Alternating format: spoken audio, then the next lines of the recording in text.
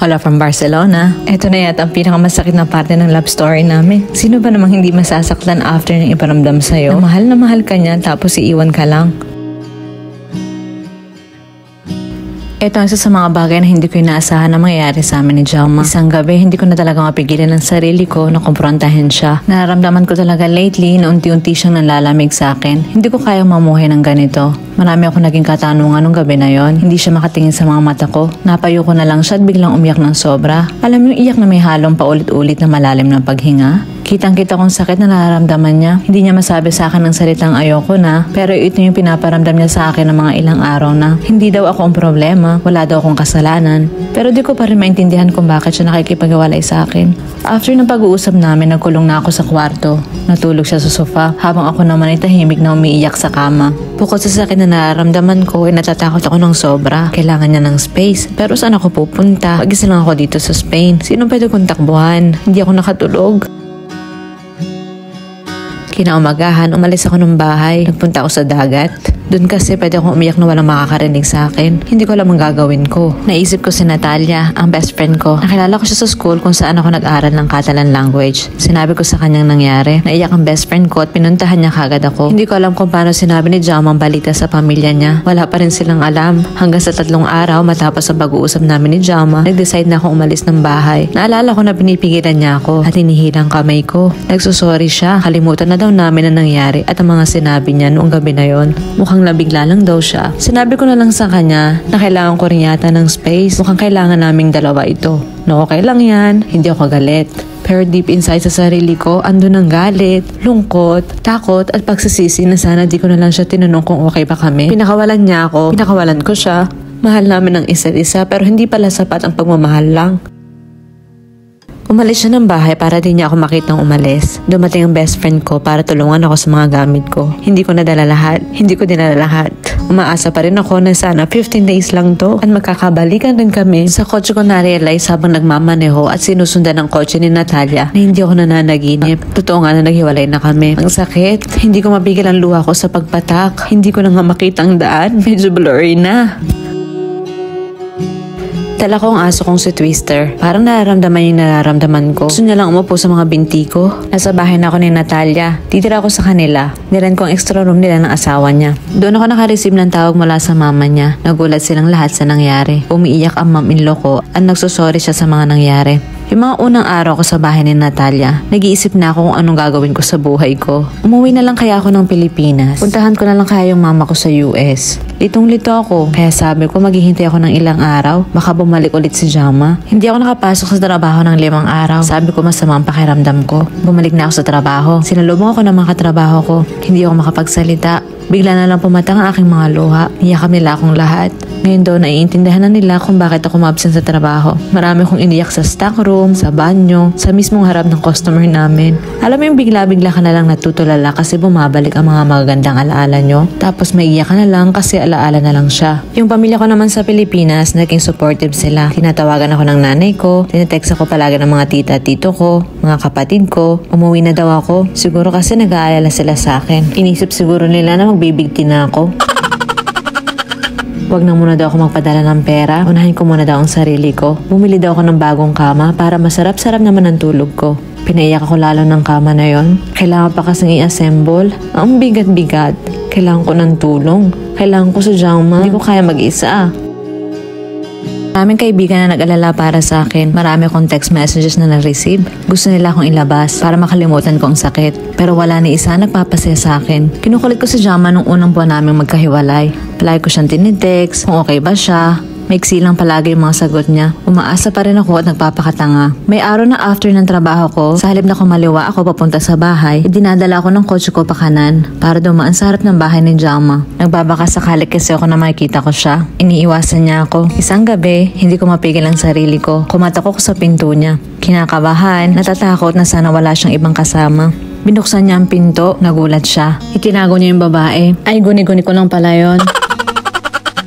Niyakap niya ako ng mahigpit. Nakita ko na wala na mga gamit ko. Lahat ay nakakahon na. Wala na rin ang mga pictures namin na nakadisplay. Nasaktan ako, umalis na ako. Kailangan kong tanggapin na nag-move on na pala siya.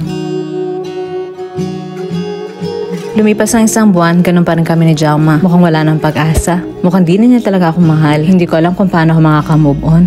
Buti na lang andyan yung mga kaibigan ko. Sinasama nila ako sa bawat plano nila. Mapagabi man o umaga. Tulad na maraming heartbroken people, sinubukan ko rin siyang kalimutan gamit ng alak. Wrong move. Nalasing ako sa isang club kasama mga kaibigan ko. Yung alak na sa halip na sa tiyan ko mapunta, dumiretso sa puso ko. Si Jama lang daw yung tinatawag ko nung gabi na yon. Ito ng mga siraulo kong kaibigan, nagmumove on na nga ako, tinawagan pa si Jama. Ang saya ko, nagtagumpay yung plano ko. Dumating si Jama, galit ang lolo nyo. Hindi ko alam kung galit ba siya dahil 4 AM na o galit siya dahil lasing ako. Pero huwag na kayo mag-focus sa galit niya. Mag-focus kayo na bigla siya nagmadali para siguraduhin na okay ako. Mahal pa rin niya ako, yun yung naisip ko. Hindi niya ako matiis. Inhatid niya ako sa bahay ko ng ligtas at may damit. Magto 2 months na. Naiiga na yung mga mata ko. Pati yung mga taba ko sa katawan na wala na rin. Napapagod na ako. Naawa na rin ako sa sarili ko. Kailangan ko na talagang tanggapin. Ayaw ko nang umasa. Ayaw ko nang kausapin siya. Sabi ng mga kaibigan ko, wag na daw ako magpakatanga. 2 months and a half nang nakakalipas. Decided na ako. Kakalimutan ko na siya. Binura ko ang mga ilang pictures namin sa social media. In-unfriend ko na siya. Gusto ko sana i-block ang number niya. Kaya lang memorize ko. Hindi ko na siya kinausap. Hindi na ako nagte-text. Kumbaga para ako naglaho na parang bula. Yung mga kaibigan ko, ang dami na nirereto sa akin na manliligaw. Ang gagwapo. Pero umuwi ako palagi sa bahay na umiiyak. Sa halip na makalimutan ko si Jama, mas lalo ko siya naaalala. Mas lalo ko na-appreciate yung ugali niya na hindi ko makita sa iba. Romantic, gentleman, maalaga, napakadetalyista, sweet. Basta, para sa akin, nasa kanya ng lahat. Doon ko na-realize na hindi ako ready makapag-date, magkaroon ng bagong relasyon. Si Jama naman, sinubukan niya rin lahat para makamove on. Lumalabas siya kasama mga kaibigan niya para makalimot. Sinubukan niya rin ang dating app at nakipag-date. Pero na-trauma si Jama. Iba daw kasi yung mukha ng mga kadate niya in person. Lalong na-depress si Jama. Hindi ko siya masisisi, hindi niya ako pwedeng sisihin. Nagawa lang namin ito para makalimutan namin ang isa't isa. Nag-focus na lang kami sa sarili namin. Yung gusto ni Jama na space para mahanap ang sarili niya, para malaman kung ano talagang gusto niya, ay unti-unti na niyang nakikita. Nagsasuffer na pala siya noon sa isang malaking depression, hindi ko pa napansin. Napaka-selfish ko. Nag-focus lang siguro ako sa sarili ko habang siya'y palagi andyan para sa akin at para sa pamilya niya. Marami siyang sakit na pinagdaanan, hindi ko siya masisisi. Nagkulang talaga ako. Feeling daw niya na nasa isang malalim na hukay siya noong mga panahon na yon. Mahal na mahal daw niya ako na naisipan niya na hindi siya ang tamang tao para sa akin. Ayaw niya akong dalhin sa hukay kung nasan siya. 3 months nang nakakalipas, halos 1 buwan na rin na hindi kami nag-uusap. Pinigil ko talaga ang sarili ko. Naiiyak ko na lahat. Nag-focus na lang din ako sa sarili ko sa trabaho. Dinedate ko ang sarili ko. Pupunta ako sa sinihan mag-isa. Kumakain sa labas na mag-isa. Nilagaan ko ang sarili ko. Nag-travel ako. Pumunta ako sa Greece. Habang pinapanood ko ang sunset, napangiti na lang ako. Parang biglang nabuo yung pagkatao ko. Bigla ako nagpasalamat sa Diyos kasi binigyan niya ako ng tapang. Na-promote ako as manager sa trabaho. Nakayanan ko mag-isa. At naisip ko hindi ko pala kailangan ng lalaki. At nandito ako sa Santorini at nanonood ng sunset. Bigla akong naging masaya. Kaya ko pala. Mabigat lang talaga yung kama. Si Jama naman ay di din nagpatalo. Nagbakasyon rin ang lolo nyo sa Pilipinas para bisitahin ang kanyang negosyo. Akala daw niya makakalimutan na niya ako, pero mali daw pala ang lugar na napuntahan niya kasi parang lahat daw kamukha ko. Nakaka-receive ako ng bulaklak sa trabaho, halos linggo-linggo. Saan kaya galing to? Galing kaya siya sa kotse ni Jama na nakapark sa trabaho ko? Kasama palang sulat, doon nabasa ko na marami palang tipo ng buhay ang pwede kong piliin. Pero mas gusto kong piliin ang buhay sa tabi mo. Ang cheesy naman na nagbigay, sabi ko. Si Jama pala to, gusto niya ulit ligawan ako. Panay ang punta sa trabaho ko para magdala ng pagkain. Akala yata niya wala akong pambili. Nagkasakit ako. Sipon at ubo lang naman. Pero si Jama ang OA. Biglang naging doktor at pinagluto pa ako ng soup. Hindi naging madali para kay Jama na kunin ulit ang loob ko. Pinaiyak niya kasi ako ng sobra. Gusto ko lang gumante. Sa totoo lang natatakot akong bumalik. Paano kung di pa rin siya sigurado? Ayaw ko ulit masaktan. Pero hindi siya tumigil sa panliligaw.